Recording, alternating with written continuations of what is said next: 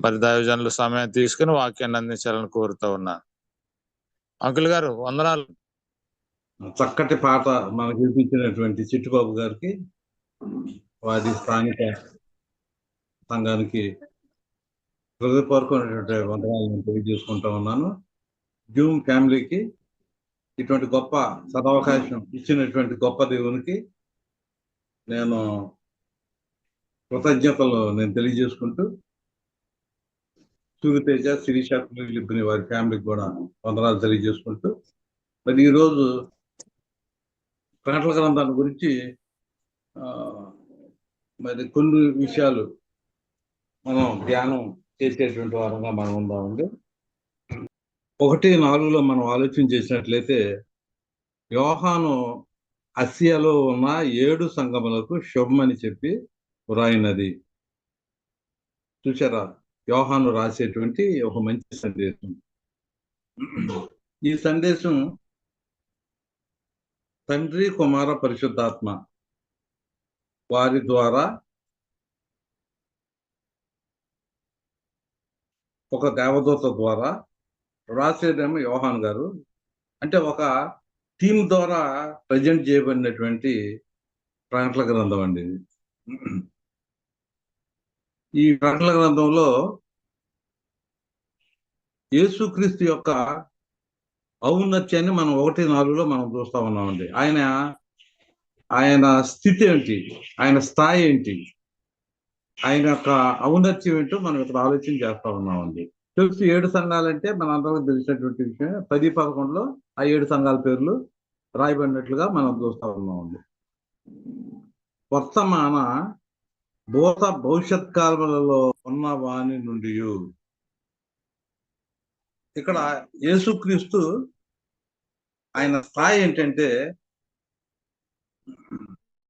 భూతకాలం నుంచి వర్తమాన కాలం, భవిష్యత్ కాలం, అంటే సదాకాలము.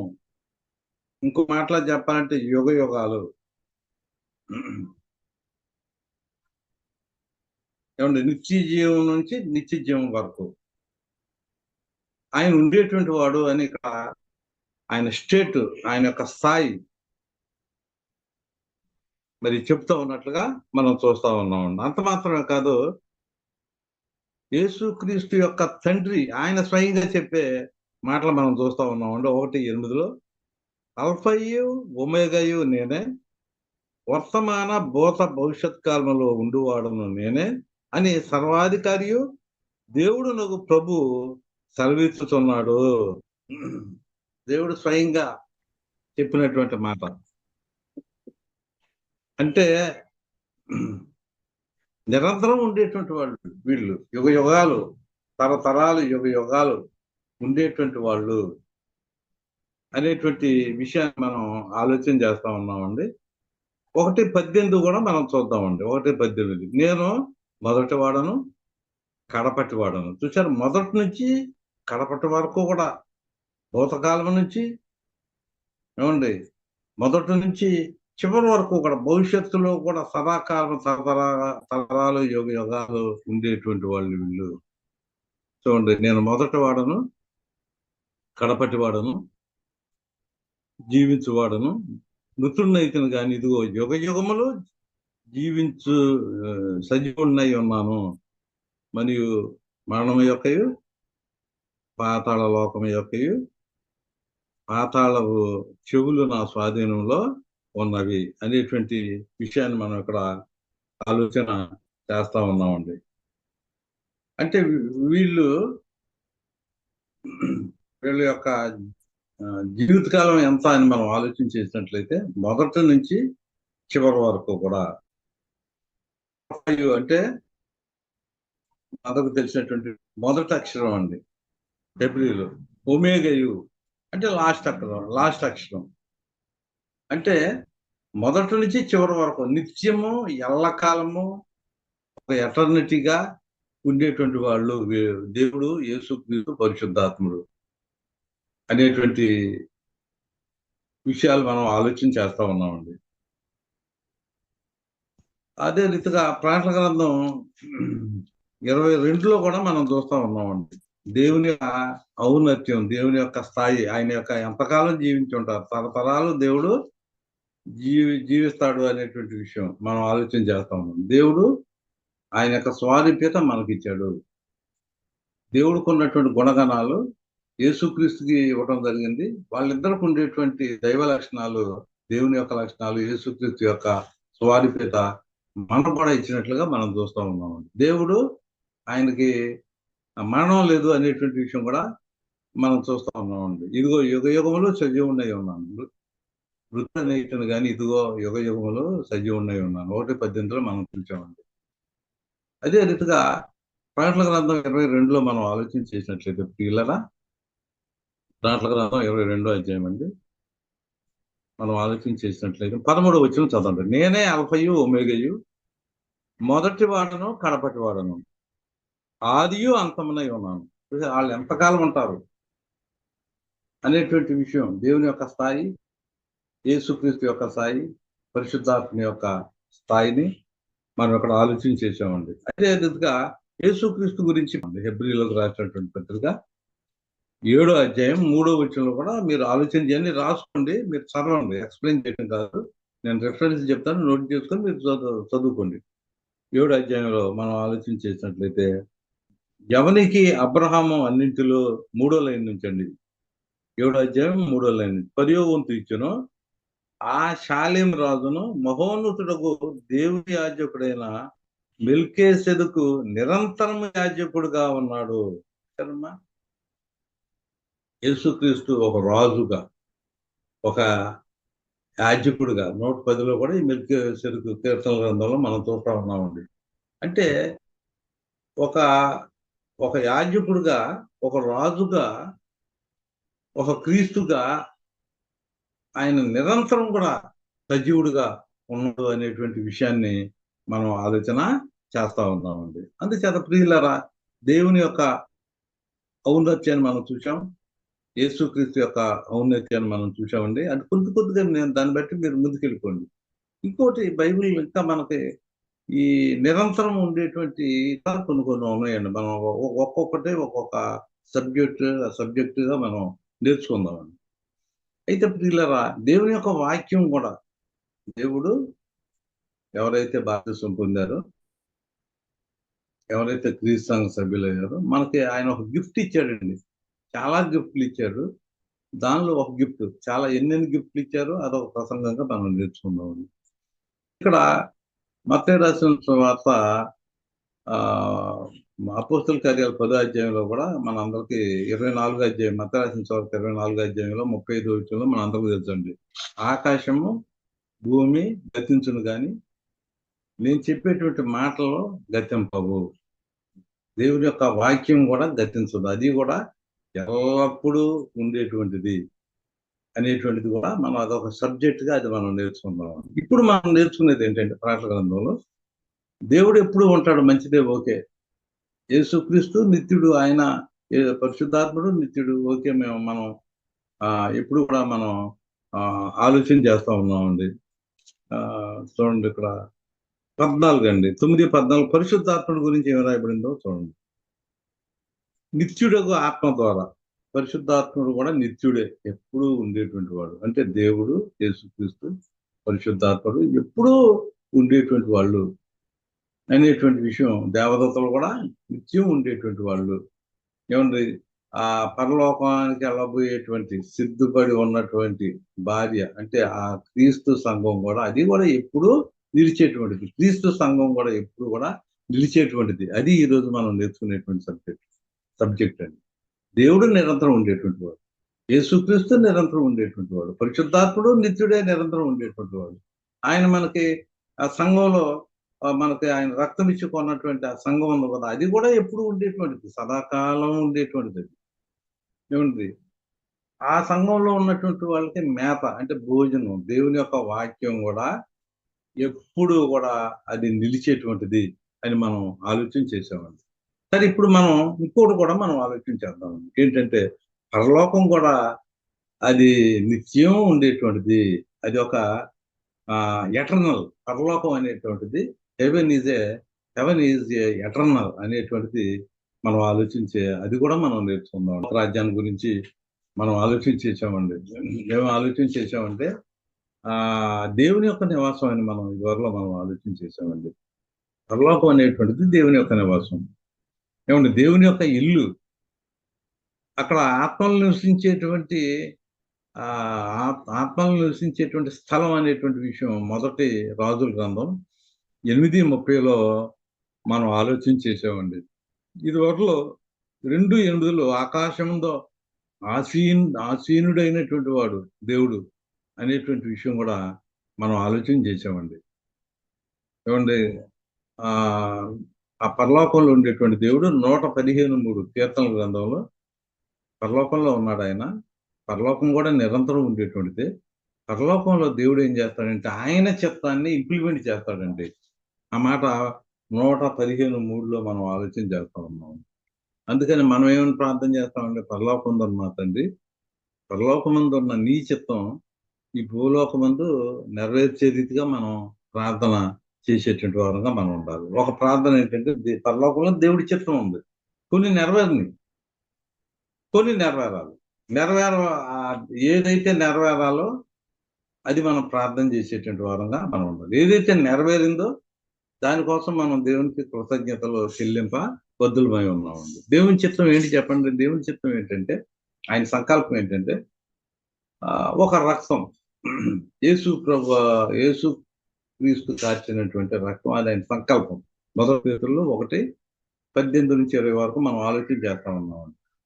అందుచేత ఆయన రక్తం అనేటువంటిది అది ఆయన సంకల్పంలో ఉంది అనేటువంటి విషయం మనందరికీ కూడా తెలిసినటువంటి విషయం. తర్వాత రెండోది, ఆయన రక్తం ఇచ్చి ఉన్నటువంటి సంఘం. ఆయన రక్తం ఇచ్చి ఉన్నటువంటి సంఘం అపోస్తుల కార్యాలు 28లో మనం చూస్తా ఉన్నాం. మరలా ఆ సంఘానికి దేవుడు ఏం చేశాడంటే బోధ ఇచ్చాడండి. 2 కొరింథీ 2వ అధ్యాయము 10వ వచనం, 9-10 వచనాలు, 16-24 నుంచి కూడా మనం ఆలోచన చేసినట్లయితే రోమీలకు రాసినటువంటి పత్రికలు జగత్తున్నది వేయబడకుండా మనకు బోధ కూడా దేవుడు ఏర్పాటు చేశాడు. అంటే ఆ బోధన మనం ఇంప్లిమెంట్ చేయాలండి. పరలోకంలో దేవుడి చిత్తం ఉంది, పరలోకంలో దేవుని యొక్క బోధ ఉంది. ఆ బోధకు ఏం కలపకూడదు, ఏం తీసేయకూడదు. ఆ బోధన మనం ఏం చేయాలంటే పరలోకంలో ఉండేటువంటి దేవుని యొక్క చిత్తాన్ని దేవుడు ఏం చేస్తాడంటే మన ద్వారా, క్రీస్తు సంఘం ద్వారా దాన్ని ఇంప్లిమెంట్ చేసేటువంటి వాడుగా ఉన్నాడు. అంటే దేన్ని మనం ఇంప్లిమెంట్ చేయాలి, దేన్ని చేయకూడదు, అది కూడా ఒక్కసారి మనం ఆలోచన చేయాలి. ఏంటి దేవుని చిత్తం? ఏంటి దేవుడి చిత్తం అంటే, ఆయన యేసుక్రీస్తు సిలువలో చనిపోవాలి. అది యేసుక్రీస్తు సిలువలో చనిపోయి సమాధి చేయబడి 3వ దినాన్ని తిరిగి లేగాలి. అది దేవుని యొక్క సంకల్పం, అది దేవుడి యొక్క చిత్తం. అయ్యా, యేసుక్రీస్తు గెత్సేమనే తోటలో ప్రార్థన చేస్తాడు, అయ్యా నీ చిత్తం అయితే ఈ గిన్నెని తొలగించమన్నాడు. అంటే ఏంటనమాట, మళ్ళీ ఏం చేశాడు? యాక్యురేట్ థింకింగ్ తో ఒక మాట అన్నాడు. యాక్యురేట్ థింకింగ్ అంటే ముందు గిన్నెని తొలగించమని, తర్వాత అన్నాడు, అయ్యా పరలోకంలో నీ చిత్తం అది నెరవేరాలి, ఆ చిత్తం జరగటానికి నేను వెళ్తానయ్యా అని తర్వాత యాక్యురేట్ థింకింగ్ తో యేసుక్రీస్తు చెప్పినట్లుగా మనం ముందేమో గిన్నెని బలహీనత ఏర్పడినప్పుడు గిన్నెని పక్కన పెట్టమన్నాడు, సిలువ వద్దన్నట్టుగా మాట్లాడాడు. అయ్యా తర్వాత అయ్యా నీ చిత్తాన్ని నేను నెరవేర్తానని దృఢ సంకల్పంలో వచ్చినట్లుగా మనం ఆలోచన చేస్తా ఉన్నాం. అటువంటి పరిస్థితుల్లో మనం ఏం చేయాలి? పక్కన ఉండే సేవకులు, అక్కడ శిష్యులు ఉన్నారు కదా, వాళ్ళు ప్రోత్సహించాలి. వాళ్ళు నిద్రపోతా ఉన్నట్లుగా మనం చూస్తా ఉన్నాం.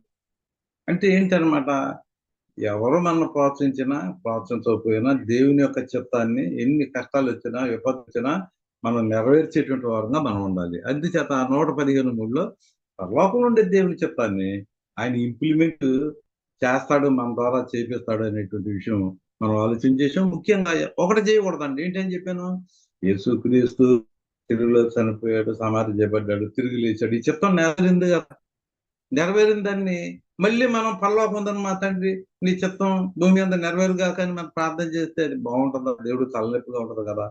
అని చేత అటువంటి ప్రార్థన మనం చేయకుండా, అయ్యా ఇప్పుడు మనం ఎలా ప్రార్థన చేయాలంటే, పరలోకంలో ఉండేటువంటి నీ చిత్తం, నీ కుమారుడు సిలువలో చనిపోవాలి, సమాధి చేయబడాలి, తిరిగి నువ్వు లేపాలి, అనేటువంటిది నీ చిత్తం ఈ భూలోకంలో నెరవేర్చినందుకు నీకు వందనాలు నాయనా అని మనం ఆయన చిత్తానికి సంబంధించినట్లుగా ఆ ప్రార్థన ఆ రీతిగా మనం చేసేటువంటి వారుగా మనం ఉండాలి. అందుచేత పరలోకంలో మన తండ్రి ఉన్నాడు. ఆయన ఎక్కడ జ్ఞానం కలిగినటువంటి వాళ్ళు ఉన్నారా అని చూస్తున్నాడంట. ఆయన చూపులు జ్ఞానం కలిగినటువంటి వారి మీద ఉంటుంది.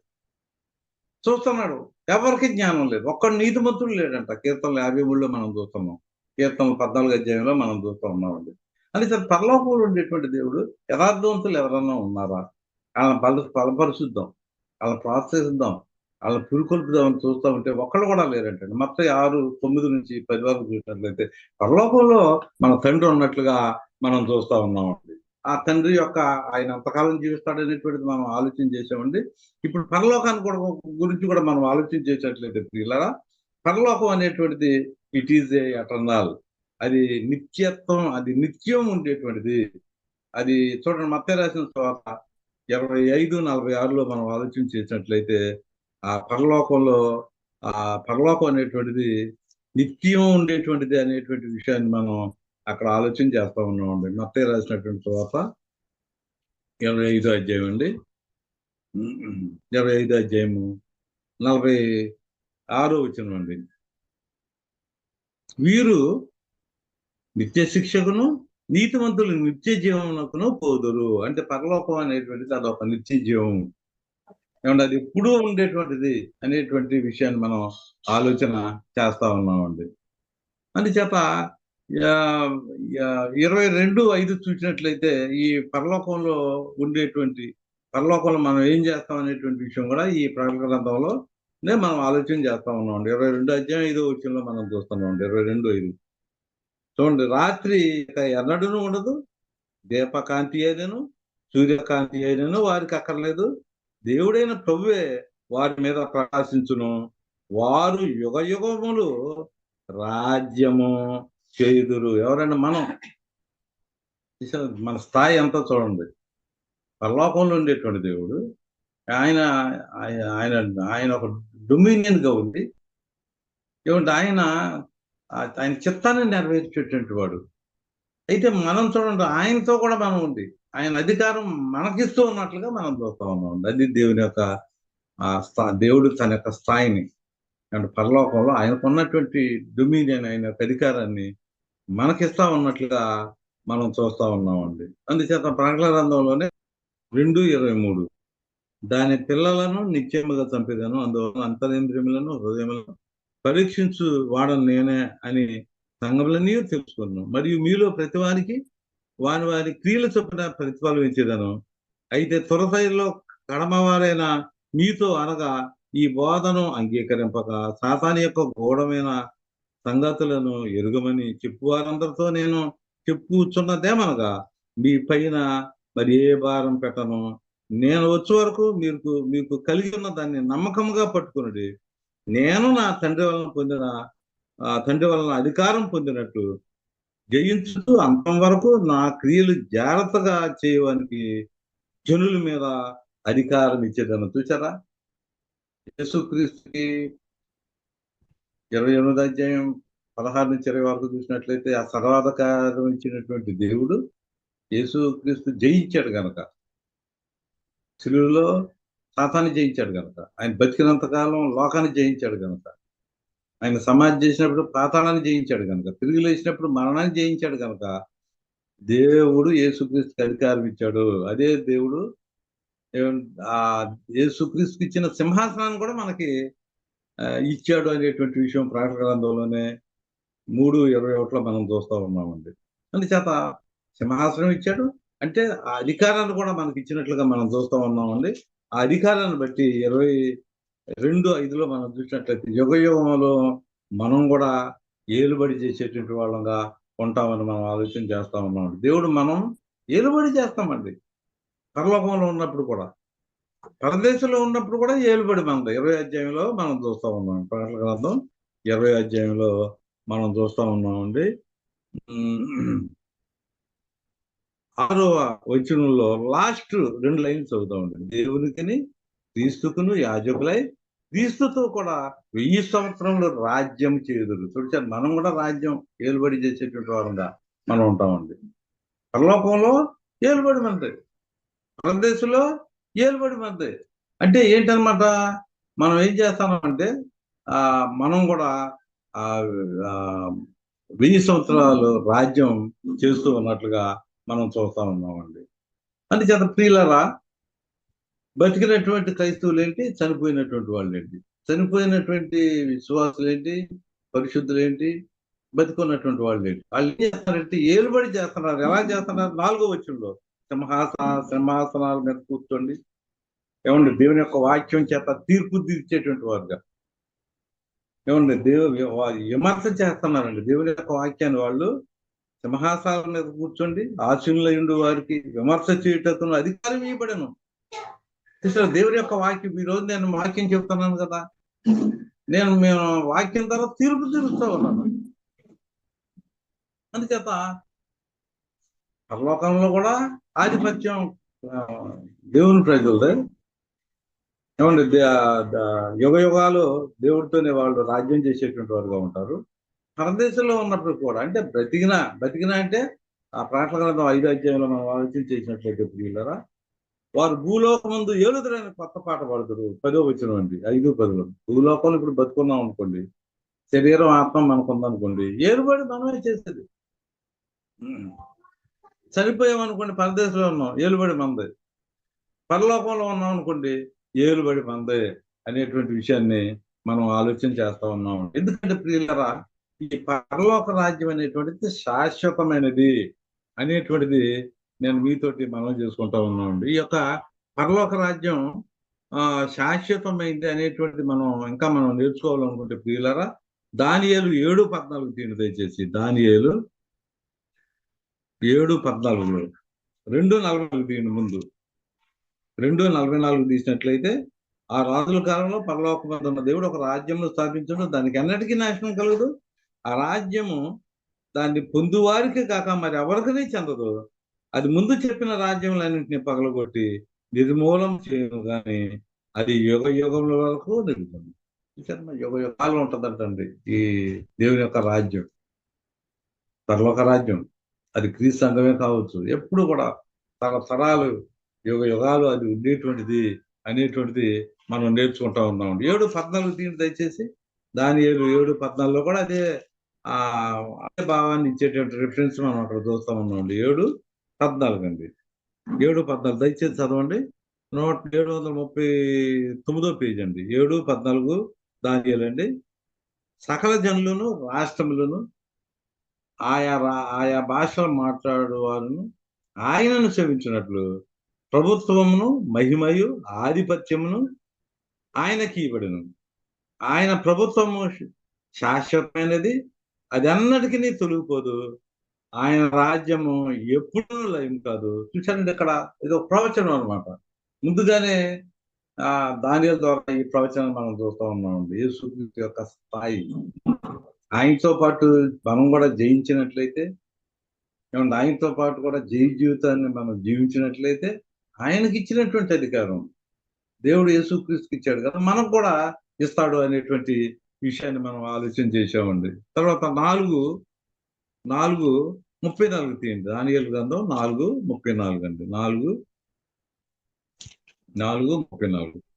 ఆ కాలము గడిచిన పిమ్మట నెబుకద్నెజరును నేను మరలా మానవ బుద్ధి గలవాడనై నా కండ్లు ఆకాశముతో ఎత్తి చిరంజీవి సర్వోన్నతుడకు దేవునికి స్తోత్రం చేసి ఘనపరిచి స్తుతించి తిని, ఆయన ఆధిపత్యం చిరకాలం వరకు, ఆయన రాజ్యము తరతరముల వరకును ఉన్నవి. చూశారు ఇక్కడ ఆయన రాజ్యం, చూశారు దేవుని యొక్క స్థాయి, ఆ పరలోక రాజ్యం, ఆయన యొక్క ఆధిపత్యం, ఆయన యొక్క అధికారం, పరలోకం ఆయన స్థాయి.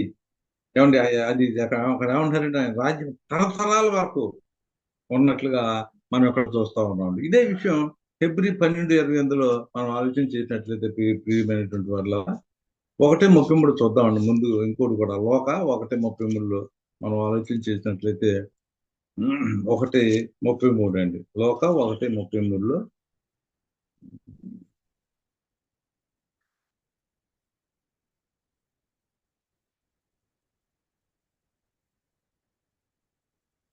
1:33. యేసేపును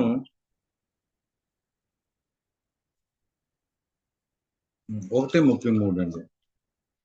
1:33.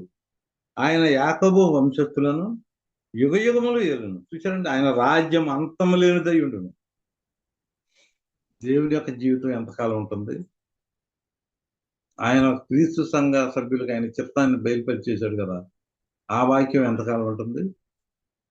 ఈ పరలోక రాజ్యం, ఈ క్రీస్తు సంఘం ఎంతకాలం ఉంటుంది అనేటువంటిది మనం కొన్ని రిఫరెన్స్లు మనం ఆలోచన చేస్తా ఉన్నామండి. అందుచేత హెబ్రీలకు రాసినటువంటి పత్రిక 12 అధ్యాయంలో మనం ఆలోచించేసినట్లయితే ఆ దేవుని యొక్క రాజ్యం అది ఎప్పుడూ ఉండేటువంటిది అనేటువంటిది మనం ఇక్కడ ఆలోచన చేస్తా ఉన్నాం. హెబ్రీలో రాసినటువంటి పత్రిక 12 అధ్యాయం అండి, మనం ఇక్కడ ఆలోచన చేస్తా ఉన్నామండి. 28వ వచనం, 12:28 అండి. అందువల్ల మనం నిశ్చలమైన రాజ్యం పొంది దైవ కృప కలిగి యుద్ధము, ఆ కృప కలిగి వినయ భయభక్తులతో దేవునికి ప్రీతికరమైన సేవ చేయడము, యాలి అనగా మన దేవుడు దహించు అగ్ని అయి ఉన్నాడు. చూసారు, నిశ్చలమైనటువంటి రాజ్యం. చూసారు, ఇక్కడ నిశ్చలమైనటువంటి రాజ్యంలో మనం ఇక్కడ ఉన్నాము అనేటువంటి విషయాన్ని మనం ఇక్కడ ఆలోచన చేస్తా ఉన్నామండి. ఇది 22లో కూడా, ఇప్పుడైతే సియోను కొండకును జీవము గల, చూసారండి, జీవము గల దేవుని పట్టణమునకును, జీవము కలిగినటువంటి దేవుని యొక్క పట్టణం అంటండి.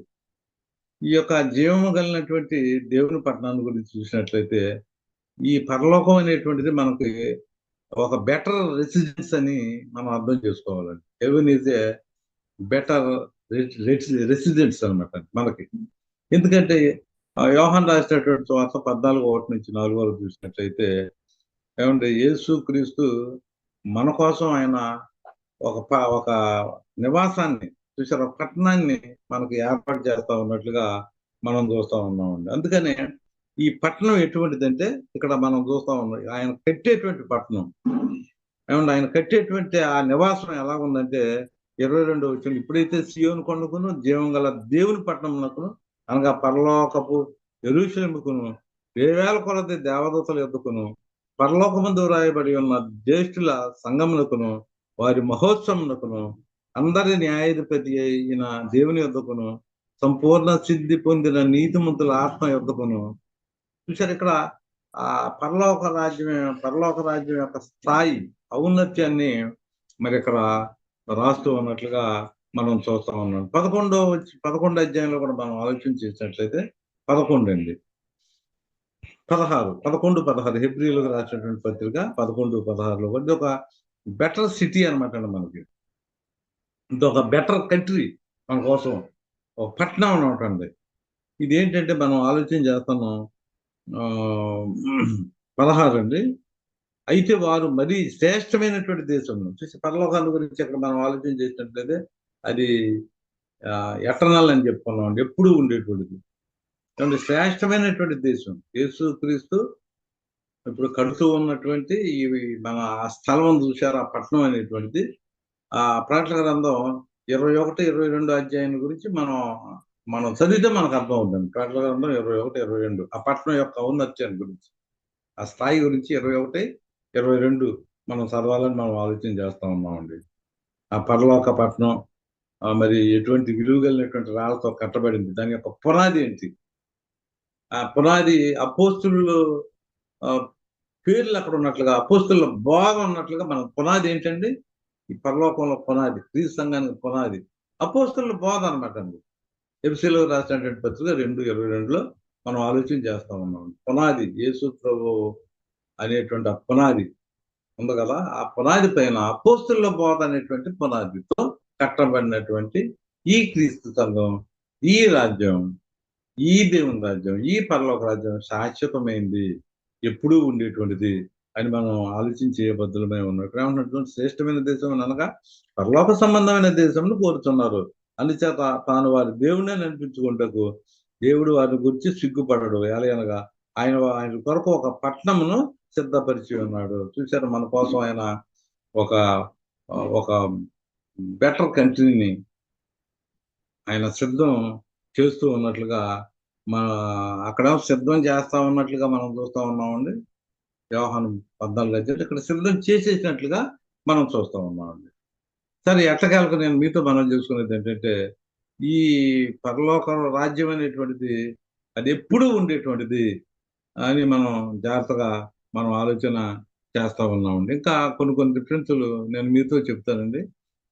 1 కొరింథీ 5:24 రాసుకోండి దయచేసి. హెబ్రీ 1:9 రాసుకోండి దయచేసి. కీర్తనల గ్రంథం 89, 30-35 వరకు. సూర్యుడు చంద్రుడు ఉన్నంత కాలం ఉంటుందండి ఈ దేవుని యొక్క ఈ క్రీస్తు సంఘం అనేటువంటిది. అంటే ఆ సూర్యుడు చంద్రుడు ఉన్నంత కాలం ఏమండి ఈ క్రీస్తు సంఘం ఉంటుందండి.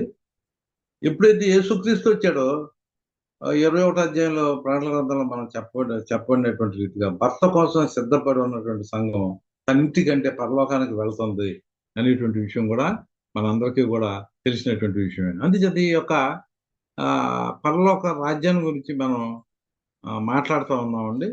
ఈ పరలోక రాజ్యంలో ఉండేటువంటి పరలోక రాజ్యాన్ని గురించి మనం ఏం చెప్పుకోవాలంటే ఇట్ ఈజ్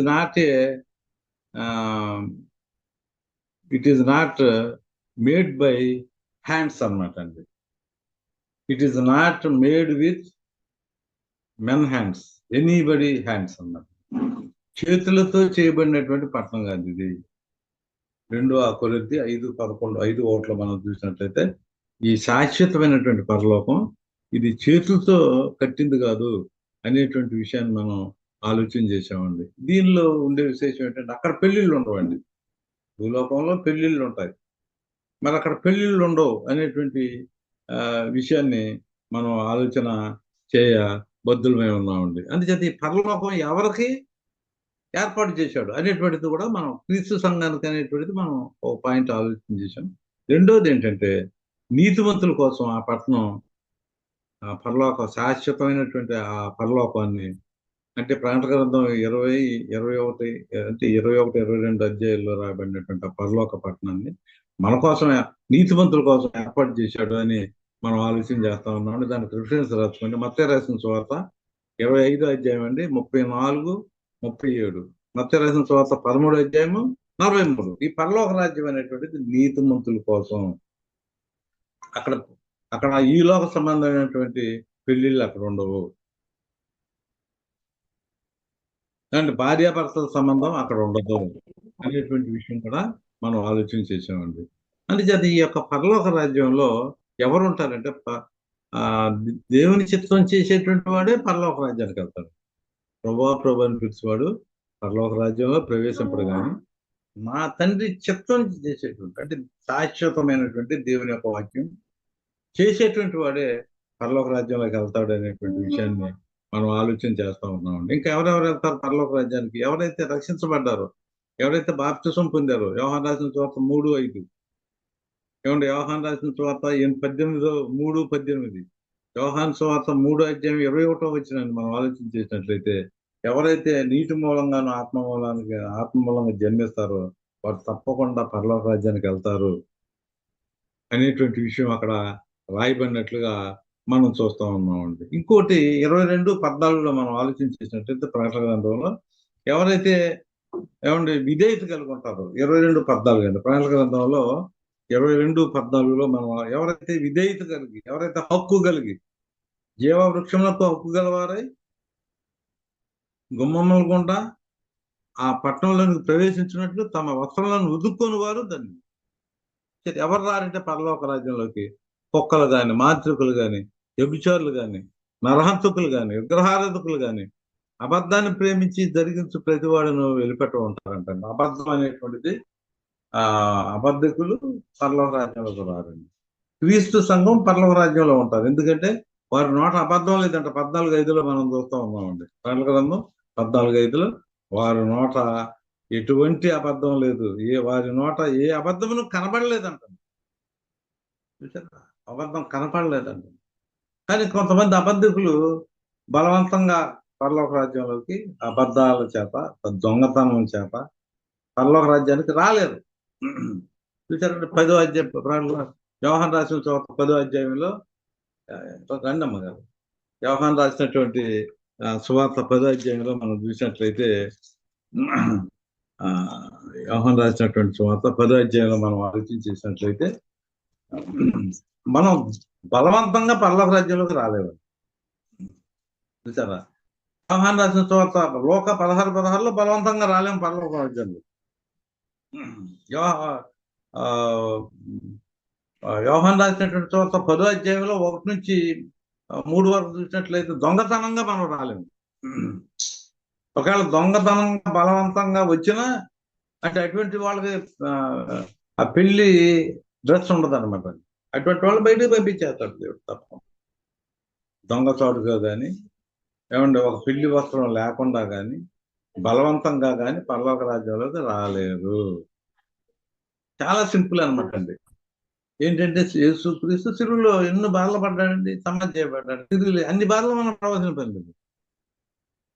కేవలం యేసుక్రీస్తు అని మనం నోటితో ఒప్పుకొని మన మారు మనసుని బాప్తిసం పొందితే కష్టపడవసరం లేదండి. యేసుక్రీస్తు లాగా సిలువలో పడినటువంటి బాధలు మనం ఆ శ్రమల బాప్తిసం పొందవలసిన పని లేదండి. కేవలం నీటి బాప్తిసం పొందితే మనం ఇట్టే క్రీస్తు సంఘంలో సభ్యత్వం పొందుతాం. మన పేర్లన్నీ పరలోక రాజ్యంలో రాయబడి ఉంటాయని నేను ప్రత్యేకంగా మీతో మనం చేస్తా ఉన్నానండి. అందుచేత 21వ అధ్యాయంలో మనం ఆలోచన చేస్తా ఉన్నామండి. 27 గొర్రెపిల్ల యొక్క జీవ గ్రంథమందు రాయబడి ఉన్నవారే దానిలో ప్రవేశించరు కానీ నిషిద్ధమైనది ఏదైనా అసహాయమైన దాన్ని అబద్ధమైన దాన్ని జరిగించువారైనా దానిలోనికి ప్రవేశింపరు. తప్పుడు బోధలు చేసేటువంటి వాళ్ళు దానిలోకి రారు. ఎవరు తప్పుడు బోధకుడు చెప్పండి మీరు? సామెతలు 36వ వచనంలో మనం చూసినట్లయితే ఏదైతే దేవుని యొక్క వాక్యాన్ని అంటే పుటం వేయబడినటువంటి దేవుని యొక్క వాక్యానికి ఏమైతే కలుపుతారో ఏమైతే తీసేస్తాడో వాడే అబద్ధికుడు అంట. అందుచేత అటువంటి మోసం చేసినటువంటి ఈ సాతాను 20వ అధ్యాయంలో మనం ఆలోచన చేసినట్లయితే ప్రియులారా 10వ వచనంలో వారిని మోసపరిచిన అపవాది అగ్ని గంధకము గల గుండంలో వేయబడిన అతడు క్రూర మృగమును అబద్ధ ప్రవక్త ఉన్నారు. చూడండి, అబద్ధ ప్రవక్తలు భూమిలో నుంచి వచ్చినటువంటి యొక్క అబద్ధ ప్రవక్త, అబద్ధ మతం ఇక్కడ అగ్గిళ్ళు మరి ఎంత ఇబ్బంది పడతా ఉన్నారో మనం ఆలోచన చేస్తా ఉన్నామండి. 19:20లో కూడా మనం చూస్తా ఉన్నామండి. అబద్ధ ప్రవక్త పట్టబడి వారిద్దరు గంధకములో మండు అగ్ని గుండములో ప్రాణమతంలో వేయబడి. చూసారంటే ప్రియులారా, అబద్ధకులు ఏమండి అక్కడ అగ్నిగుండంలో మరి వేయబడుతూ ఉన్నట్లుగా మనం చూస్తూ ఉన్నాం. 1:21 కూడా మనం అబద్ధకులందరూ అగ్ని గంధకములతో మండు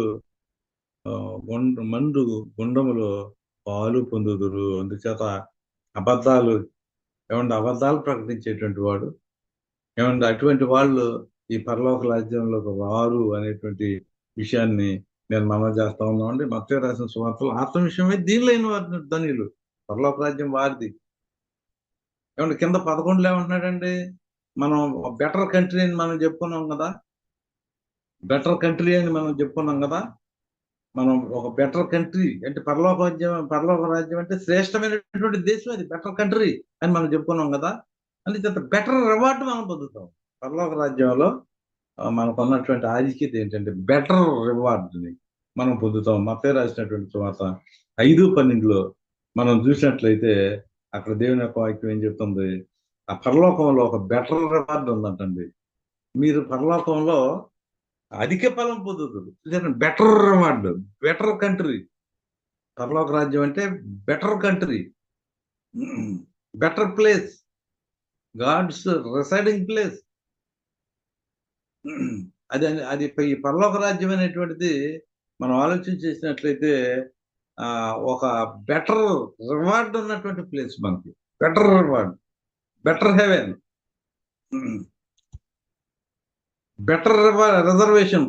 చూసారండి, ఆ రివార్డ్ బెటర్ రిజర్వేషన్ అంటండి ఈ పరలోక రాజ్యంలో. గురించి మనం ఆలోచన చేస్తే ప్రియులారా, మొదటి పేతురు గ్రంథంలో, పేతురు పత్రికలో 1వ అధ్యాయం 3 నుంచి 5 వరకు మనం చూసినట్లయితే బెటర్ రిజర్వేషన్ భద్రపరచబడి ఉన్నది.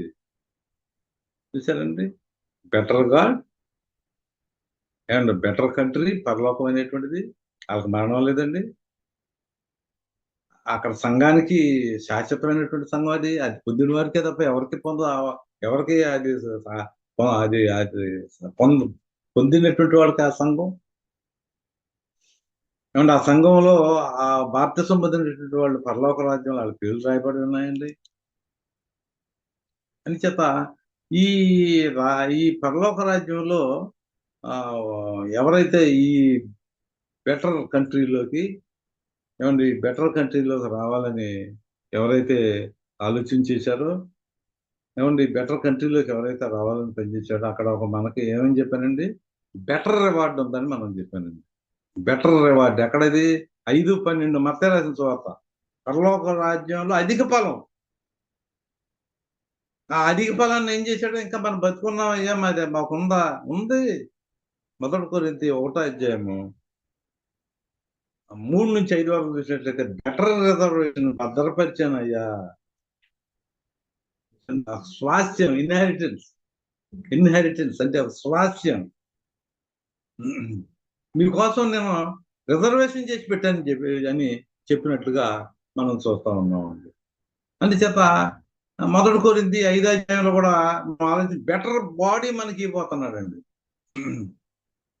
బెటర్ వస్త్రాలు, బెటర్ క్లాత్స్, బెటర్ బాడీ. ఇప్పుడున్నటువంటి బాడీ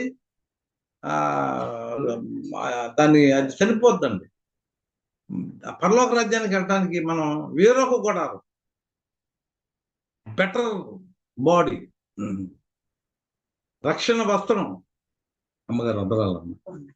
బెటర్ వస్త్రం మనకి దేవుడు ఇస్తా ఉన్నట్లుగా మనం చూస్తా ఉన్నాం. అందుచేత ప్రియమైనటువంటి వాళ్ళారా, నేను మీతో మనం చేసుకునేది ఏంటంటే శ్రేష్టమైన దేశం.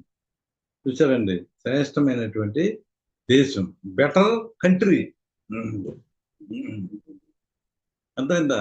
బెస్ట్ గాడ్, చనిపోయినటువంటి దేవుడు, ఎవర్ లాస్టింగ్ గాడ్. అక్కడ మనకి బెటర్ రివార్డ్ ఉంది, బెటర్ రిజర్వేషన్ ఉంది. ఆ రిజర్వేషన్ పొందడానికి మనకి దేవుడు బెటర్ బాడీ, బెటర్ గుడాలని దేవుడు మనకి ఇవ్వబోతా ఉన్నట్లుగా మనం చూస్తా ఉన్నామండి. అందుచేత ప్రియమైనటువంటి వాళ్ళ మనం ఆలోచన చేసినట్లయితే ఇటువంటి గొప్ప ఈ పరలోక రాజ్యాన్ని గురించి డిస్క్రైబ్ చేయబడిందండి ప్రకటన గ్రంథంలో. మనం ఆలోచన చేస్తా ఉన్నాం 21వ అధ్యాయము, 22వ అధ్యాయానికి మనం ఆలోచన చేస్తా ఉన్నాం. అయ్యా పరలోక రాజ్యం ఉందండి, ఉంది.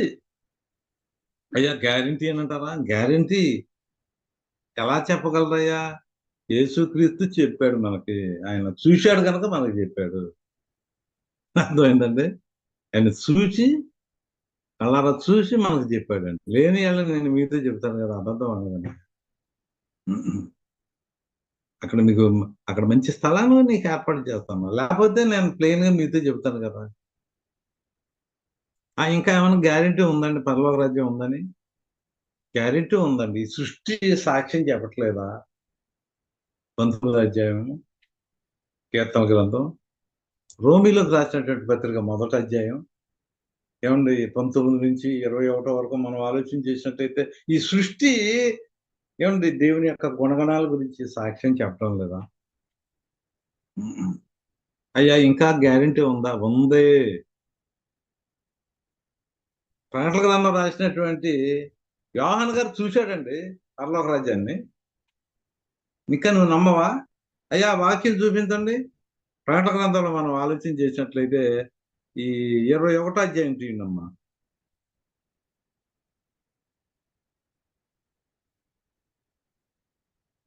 21:10 అండి.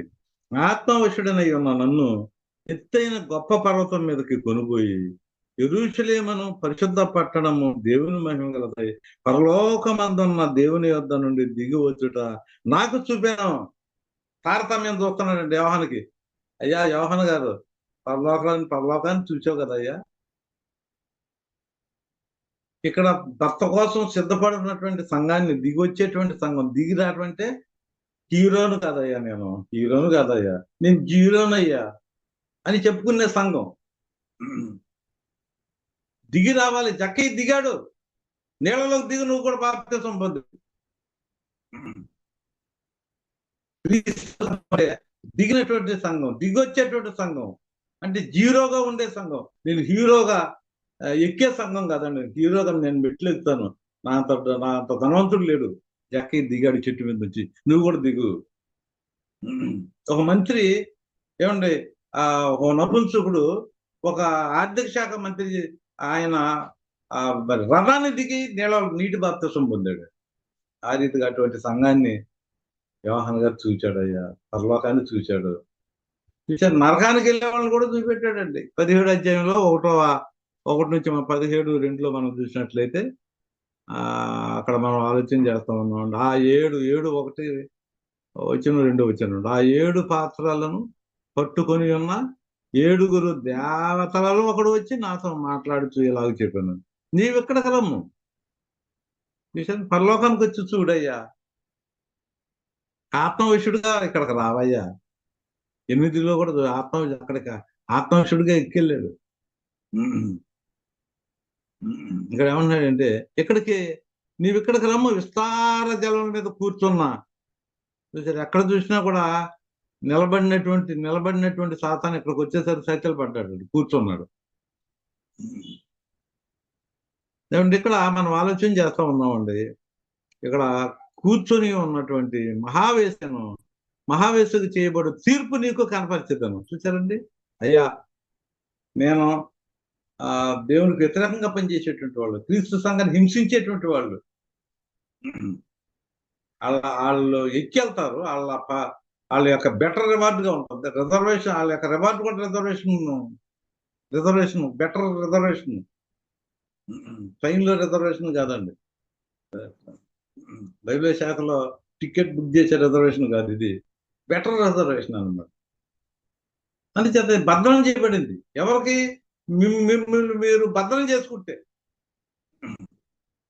అర్థమైంది? భద్రం చేసుకుంటే అక్కడ మొదటి పేతురులో మిమ్మల్ని మీరు భద్రం చేసుకోవాలి. మనకు భద్రత ఎక్కడ ఉంది? యోధాలో 1-2 వచనాలు యేసు ప్రభువులో భద్రత ఉంది. 1 యోహాను 5:18-19 చదవండి. ఎవరైతే దుష్టుడి చేత అంటుకోకుండా, దుష్టుడు తన అపవిత్రపరచకుండా, దుష్టుడి చేత అబద్ధాలు మాట్లాడినటువంటి వాడు, దుష్టుడి చేత అపవిత్రపరచుకున్నటువంటి, తను తాను భద్రంగా కాపాడుకునేటువంటి వారికి ఆ బెటర్ రిజర్వేషన్ అండి, బెటర్ రివార్డ్. వాళ్ళకే ఆ బెటర్ కంట్రీ, వాళ్ళకే ఆ బెస్ట్ గార్డ్ అని, ఎవర్ లాస్టింగ్ గార్డ్, వాళ్ళకే ఆ బెటర్ ఎటర్నల్ లైఫ్ అన్నమాట. అందుచేత ఈ అన్ని విషయాలు మీరు జాగ్రత్తగా మీరు ఆలోచన చేసి, ఒక పరలోకం ఉందని, ఆ పరలోకం నుంచే మనం వచ్చామని, ఏమన్నా మనం ఇద్దరం అని, ఒక పెనలో రీపులు పెన ఉన్నట్టుగా పరలోకం నుంచి వచ్చినటువంటి ఆత్మ మనలో ఉందని, తల్లిదండ్రుల ద్వారా వచ్చినటువంటి మాంసం ముద్ద ఈ శరీరం అని. ఏమండి, ఈ యొక్క శరీరం ఒక రోజున ఇది రూయిన్ అయిపోద్దండి. కానీ దేవుని యొక్క ఆత్మ మళ్ళా దేవుని దగ్గరికి వెళ్ళాలని, ఈ ఆత్మ పరలోకం నుంచి వచ్చింది కదా, మరి వెళ్ళేటప్పుడు మన క్రియలను తీసుకెళ్తుందండి. ఎటువంటి క్రియలు మనం కలిగి ఉన్నాం? శ్రమలను తట్టుకుంటున్నావా?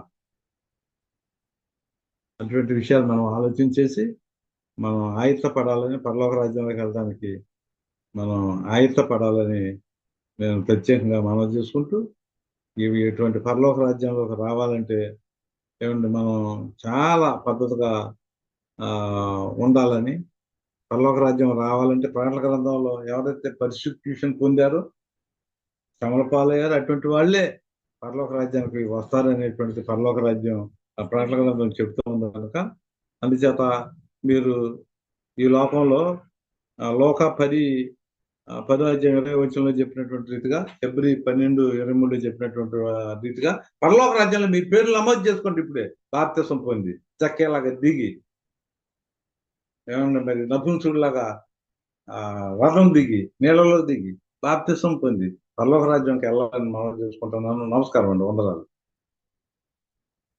అండి.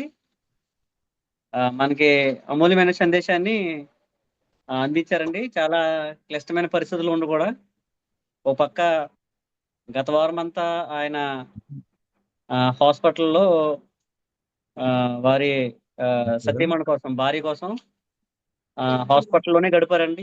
నిన్న రాత్రే వాళ్ళు హాస్పిటల్లో డిశ్చార్జ్ అయ్యి ఇంటికి తిరిగి వచ్చారండి. ఇంకా ఆమె బెడ్ మీద ఉంది. పరిచయం చేస్తూ కూడా మనకి చక్కని సందేశాన్ని అందించట్లో ఆయన మనకి మాదిరిగా నిలబడ్డారు. గత వారంలో కూడా గత లక్ష వారం కూడా ఒక పక్క మూలుగుతున్నారండి. ఆమెకి ఆమె అయినప్పటికీ వాక్య పరిచయం చేశారు. మనకు వాక్యాన్ని అందించారు చెప్పాలని ఆసక్తితో. ఈ రోజు కూడా ఆమె కష్టాల్లో ఉంటుండగా కూడా మనకి వాక్య పరిచయం చేయాలని వెనకడుగేయకుండా వాక్యాన్ని అందించారండి.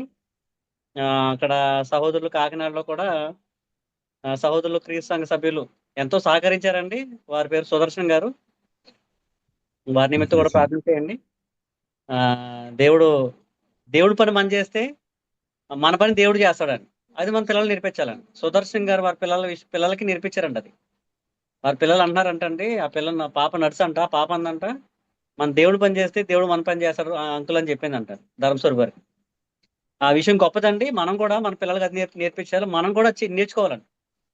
వెనకాల ఎన్ని కష్టాలు ఉన్నా, ఎన్ని ఇబ్బందులు ఉన్నా, ఎంత దుఃఖం ఉన్నా, ఎంత బాధ ఉన్నా మన దేవుడు పని చేస్తాం అనుకోండి, దేవుడు మన పని చేస్తాడు, దేవుడు మన సాయం చేస్తాడు. అది సూత్రం అండి.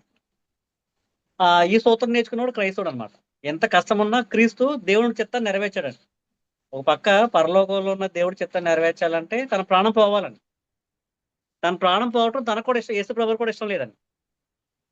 అందుకని ప్రార్థన చేస్తాడు, దేవా నీ చిత్తం అయితే ఈ గిన్నె తొలగించడం అయినప్పటికీ నీ చిత్తం అన్నాడు. అలాగా మనం దేవుడు పని చేస్తే మన పని దేవుడు చేస్తాడు. ఎవరికైనా మనం సాయం చేస్తే మనకు దేవుడు సాయం చేస్తాడు. ఇది సూత్రం అన్నాడు. రెండోది ఏంటంటే వాక్యం మనకి చక్కగా చెప్పారండి. ఏం చెప్పారంటే పరలోకం ఉంది, అది చాలా గొప్పది. ద బెస్ట్ వన్ అండి. పరలోకం అంటే బెస్ట్ ప్లేస్, దాని మించిన ప్లేస్ లేదు. పరలోకంలో దేవుడు ఉన్నాడండి. ఆయన కూడా ది బెస్ట్ అనమాట.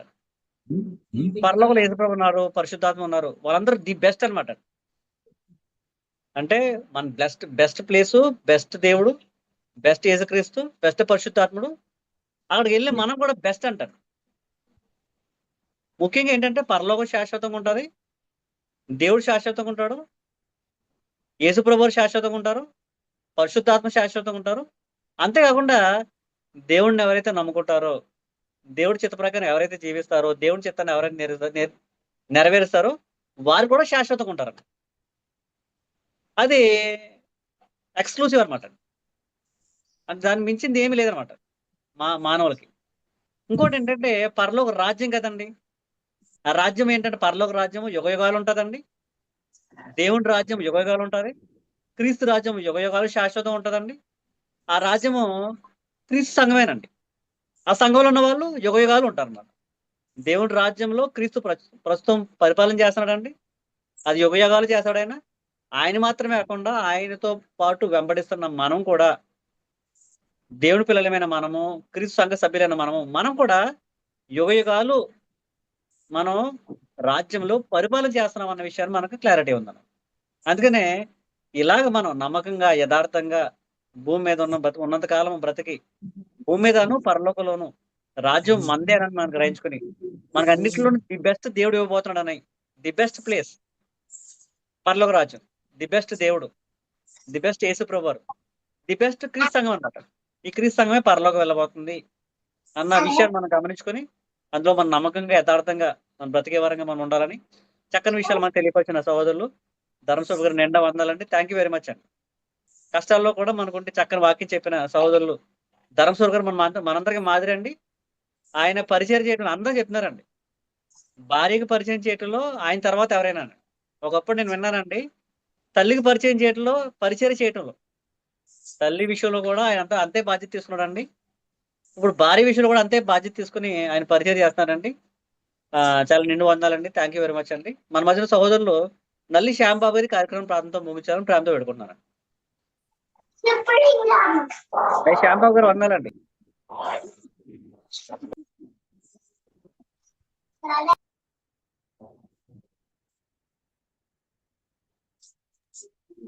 ముగిస్తానండి కార్యక్రమాన్ని. దయగల మన ఆయన, కృపగల మా తండ్రి, ఇంతవరకు నీ మాటల ద్వారా మమ్మల్ని బలపరిచారు, పురుకొల్పారు. నీ చెంత చేరిన వారికి ఉంటే లాభం ఏంటి? లోక సంబంధంలో కొన్ని విషయాలు కొన్ని విడిచిపెట్టవలసిన అవసరం ఉంటుంది కదా.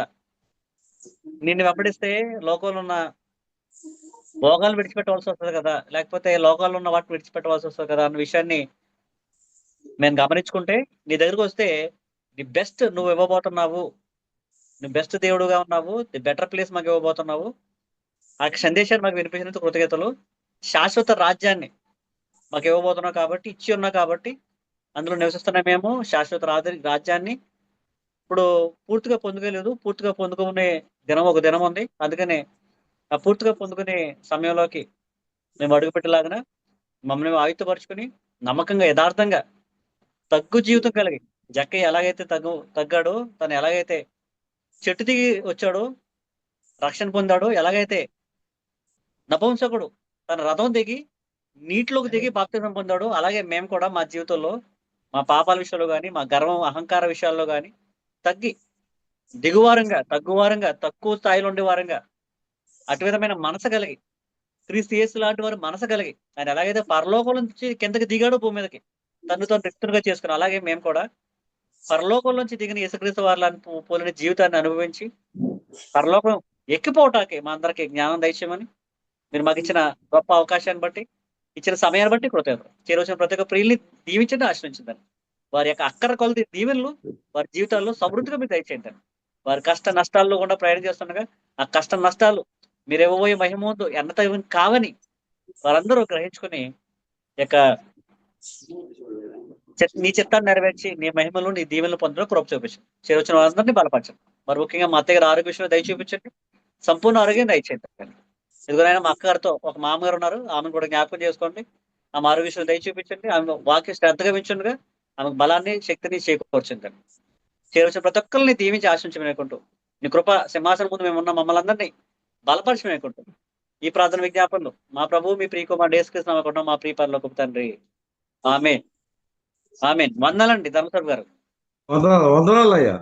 వండర్ఫుల్ లెసన్ అండి. థ్యాంక్ యూ అండి. మంచి లెసన్ చెప్పారండి. మాకు మంచి అవకాశం ఇచ్చినందుకు వందనాలయ్యా. వందనాలండి నాన్న. వందనాలు నాన్న. హ్యూమ్ ఫ్యామిలీ వందనాలు నాన్న. వందనాలు అక్క. వందనాలక్క. ఝాన్సీ అక్క వందనాలక్క. వందనాలు బాబా. వందనాలక్క. మామగారు వందనాలండి. వందనాలు చెప్తున్నారు, నీకే వందనాలు చెప్తున్నారు. అత్తయ్య గారు వందనాలండి. జోస్న వందనాలు, రైలీ వందనాలు.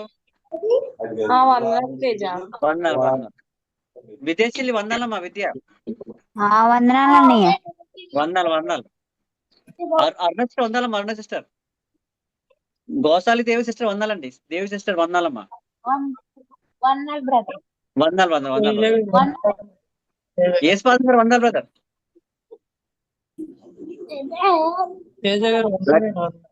వందనాలు వందనాలండి.